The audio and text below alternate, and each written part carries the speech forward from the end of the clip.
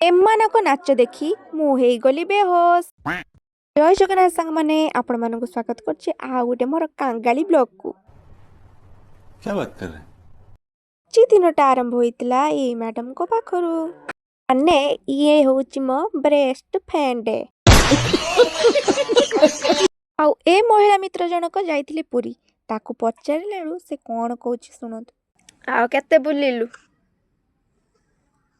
ବୁଲିଲି ମୂଳରୁ ମାଣ୍ଡୁ ତ ଆଉ ତା କଥା ଶୁଣି ସାରିଲା ପରେ ମୁଁ ଚାଲି ଯାଇଥିଲି ପାଠ ପଢିବା ପାଇଁ କି। ମୁଁ ଯୋଉଭଳି ଭାବରେ ପାଠ ପଢୁଛି, ମୋ ପାଠ ପଢା ଦେଖିକି ଏ ଦି ଜଣ ଏମିତି ଡ୍ୟାନ୍ସ କଲେ ଯେ ମୋ ପାଠ ପଢା ବି ଅଧା ବନ୍ଦ କରିଦେଲେ। कैसे कैसे लोग रहते हैं यार यहाँ पर। साला तुमको पागल कुत्ते का गाड़ी उठा के ले जाएगा बता रहा है। ତାପରେ ଝିଅକୁ ମୁଁ ଏଠି ଗୋଟେ ପ୍ରଶ୍ନ ପଚାରିଥିଲି, ଆଉ ମୁଁ କଣ ପଚାରିଥିଲି ଜାଣିବେ ଆଉ ଗୋଟେ ନେକ୍ସଟ ବ୍ଲଗରେ। ଟାଟା।